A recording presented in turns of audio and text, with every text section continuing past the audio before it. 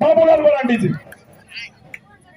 अब उनको ये चिंता नहीं है। अब वो ये नहीं करते, खतियानदारी की बात नहीं करते, झारखंडी की बात नहीं करते वो।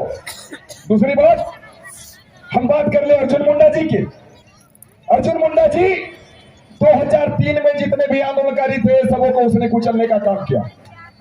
उसमें से एक मैं भी था। 2003 में जब पुलिस के द्वारा बच्चे को गोली लगी 2003 में, सुधीर साहू को, उस बच्चे को उठाकर मैं रिम्स ले गया और उसी बच्चे का मर्डर केस हम पर लादा गया। मैं 1 साल तक जेल में रहा। तो क्या अर्जुन मुंडा मुझे 1 साल लौटाएगा, या फिर ऐसे ऐसे आंदोलनकारी जो उस वक्त जेल की सलाखों पे रहने को मजबूर थे, उनके बाद समय को लौटाएगा क्या? तो ये आज झारखंड के हितैषी कहे जाते हैं। रघुवर जी के बारे में मैं क्या कहूं? रघुवर जी को तो हम सब कोई जानते हैं कि ये बाहरी व्यक्ति है, उसके बारे कुछ भी कहना बेमानी है। हम बात कर ले आज सू पार्टी की सुप्रीमो जो कहे जाते हैं, ये जबरदस्त खिलाड़ी है। खिलाड़ी जिस भी टीम को ये देखते हैं कि ये मजबूत टीम है, जिसमें बेहतर प्लेयर नजर आते हैं, उसी टीम से ये खेलना शुरू कर देते हैं और गोल करते हैं। आज ये सुप्रीमो कहे जाने वाले व्यक्ति ये भी 17 साल तक रहे, उप मुख्यमंत्री रहे, बहुत सारे मंत्रालय के मंत्री रहे, लेकिन इन्होंने कभी ये सोचा नहीं कि हमें झारखंडी की परिभाषा तय करनी है। जबकि ये कहते हैं कि हमारी आंदोलन का उपज है झारखंड। तो भाई यदि ये आपकी उपज है तो आपने आज झारखंडियों की अब उपेक्षा क्यों की? इसने ये कभी नहीं सोचा। ये बात मैं बताना चाहता हूं आजसू के एक मंत्री के बारे में। 2016 में जब रघुवर जी के द्वारा एक नीति बनाई गई, उसमें कहा गया, अब तमाम लोग सुन ले, रघुवर जी ने कौन सी नीति बनाई थी? 1985 वालों को उसने झारखंडी कह दिया था। और जब 1985 वाली नीति लागू हुई तो यही उस समय के एक मंत्री आजसू पार्टी के रामगढ़ में लड्डू बंटवा रहे थे। ठीक उसी वक्त मैं भी गया हुआ था रामगढ़। हमने जब पूछा वहां के कार्यकर्ताओं से कि भाई क्या बात है, किस खुशी में लड्डू बांटे जा रहे हैं, उन लोगों का जवाब था कि जो अब तक नहीं हुआ उसे हम लोगों ने करके दिखा दिया, स्थानीय नीति हमने बना दी। अब आप बता दीजिए 1985 को वो बनाकर खुश थे, और आज की जो वर्तमान सरकार जो ये माटी पुत्र कहती है अपने आप को, हेमंत जी माटी पुत्र कहलाते हैं, और ये झारखंड मुक्ति मोर्चा माटी की पार्टी कही जाती है। इस पार्टी ने क्या किया? इस पार्टी ने यह कह दिया कि जो भी व्यक्ति इस राज्य से मैट्रिक पास कर लेगा, जो भी व्यक्ति इस राज्य से इंटर पास कर लेगा, वो हमारा झारखंडी कहलाएगा और वो तृतीय और चतुर्थ वर्ग की नौकरियों में आवेदन भर सकता है। अब आप बताइए, क्या इसी उद्देश्य के साथ हमारा झारखंड अलग हुआ? नहीं। क्या यही उद्देश्य था हमारे निर्मल महतो का? क्या यही उद्देश्य था हमारे शहीदों का? कतई नहीं। एक एक हमारे आंदोलनकारी, एक एक व्यक्ति, उनका यही तमन्ना था कि हमारे झारखंडियों को मान सम्मान मिले, हमारे झारखंडियों को पहचान मिले, उसके बच्चों को रोजी रोजगार मिले, तभी हमारा झारखंड समृद्ध और खुशहाल हो सकता है। तो ये तो एक एक व्यक्तियों का सपना था। और अब तक की जितनी भी सरकारें रही, चाहे भारतीय जनता पार्टी की बात करें, आजसू पार्टी की बात करें, राजद, कांग्रेस और जेएमएम की बात करें, सबों ने झारखंड को भय, भूख, भ्रष्टाचार के सिवा कुछ और नहीं दिया। सबों ने झारखंडी भावनाओं को छलने का काम किया, यहाँ के माटी पुत्रों को ठगने का काम किया, हमारे छात्रों के भविष्य से खेलने का काम किया। अब बताइए, जेपीएससी और जेएसएससी जहां से हमारी भविष्य तय होता है, वो आज किस स्थिति में है? जेपीएससी और जेएसएससी आज इतनी बदनाम है कि ये पूरे भारत की भ्रष्टतम संस्थाओं में शुमार है। ये तो स्थिति है। और ऐसी स्थिति में जब आज हमारी यहाँ पर कोई नीति परिभाषित नहीं हुई है और नियुक्तियों का लिया जाना, क्या ये उचित है? उचित है। हम सबों के बीच कोई नीति बनी नहीं और आज नियुक्ति की प्रक्रिया तेज है। तो ऐसे सत्तासीन दलों को हमें बहिष्कार करना है और जो ऐसे व्यक्ति जो सदन में बैठकर चुप रहते हैं, ऐसे व्यक्ति और ऐसे विधायकों का भी हमें बहिष्कार करना है। हम तो ये कहेंगे कि ऐसे लोग चाहे जिस किसी भी दल से आते हैं, जो हमारी बातों को नहीं पहचानता हो, नहीं समझता हो, नहीं रखता हो, एक एक व्यक्तियों का हमारा बहिष्कार करना है, एक एक माननीय सदस्यों का हमें बहिष्कार करनी। आज सबसे बड़ी पार्टी नहीं माटी है, इस बात को समझने की आवश्यकता है।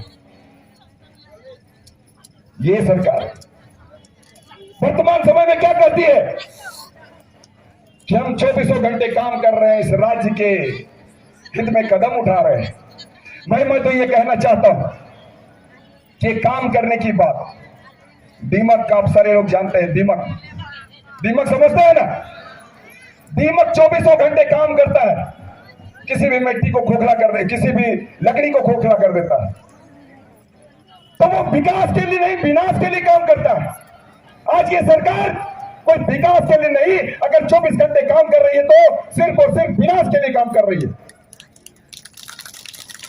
हम लोग सपना देखते हैं, हम लोग ये सपना देखते हैं और हमारे झारखंडी भाई, हमारे माटी पुत्र और पुत्रियां भी यही सपना देखती हैं कि हमें हमारे हाथों को रोजगार मिलेगा, नौकरियां मिलेंगी और हमारा झारखंड समृद्ध होगा, खुशहाल होगा और हमारा झारखंड ऊंचाइयों की बुलंदियों को चूमेगा। यही सपना हम लोग देखते हैं। अरे सपना वो नहीं है जो हम लोग रात को सोते हुए देख रहे हैं, सपना तो वो है जो हमें सोने नहीं देती।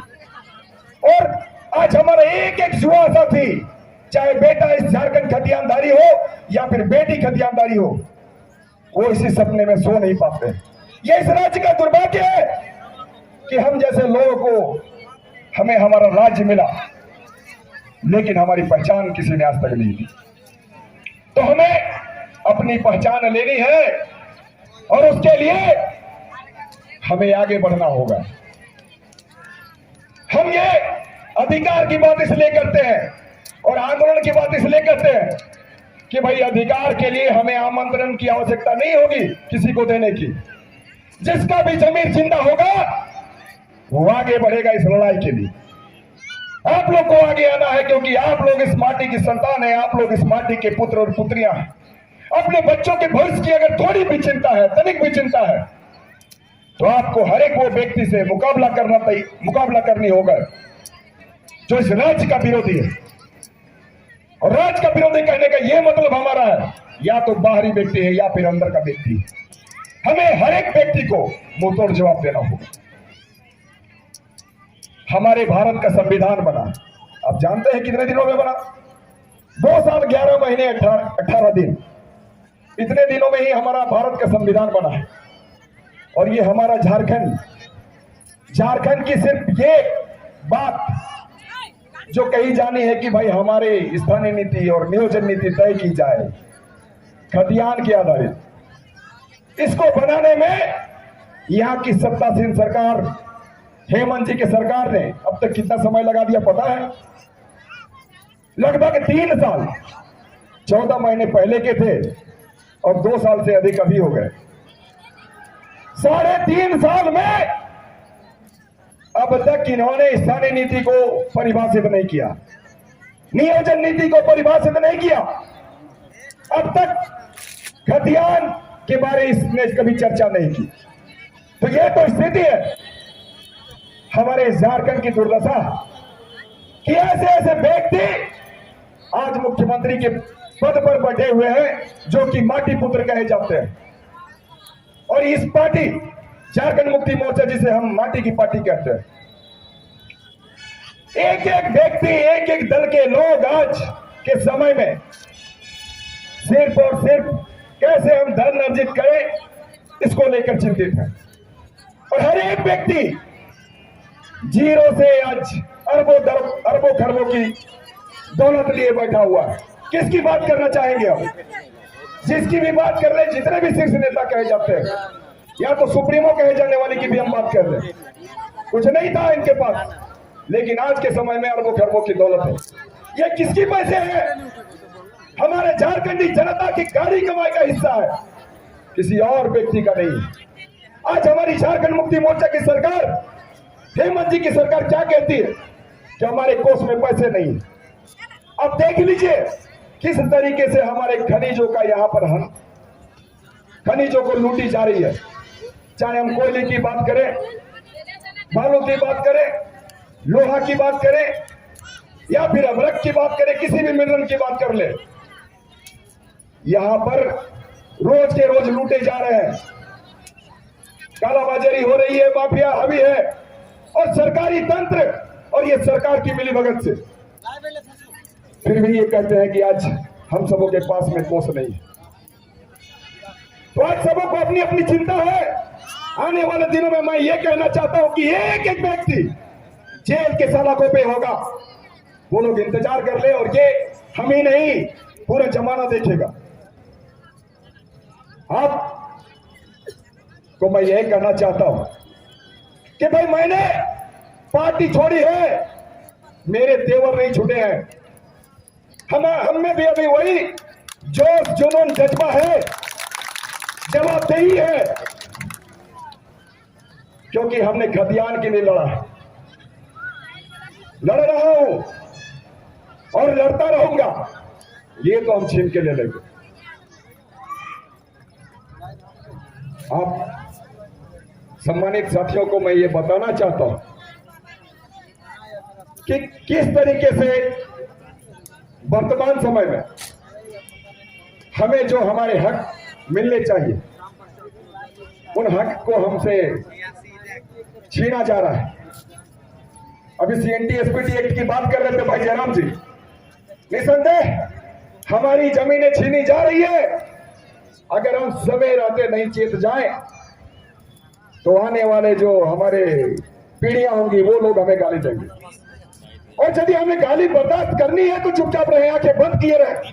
और यदि हमें ये सोचना है कि आने वाली पीढ़ियां हमें याद करें, हमें कहें कि वो हमारे पूर्वज थे जिस पर हमें फक्र होता है, अगर ऐसी बातें आप सोचते हैं तो निसंदेह एक एक व्यक्ति को यह जिम्मा तय करना होगा कि एक एक व्यक्ति आज गांव में जाकर, टोले मोहल्ले में जाकर, कस्बे में जाकर 100 आदमी और 1000 लोगों को यह बताने का काम करें कि हम झारखंडी और हम खतियानदारी हैं।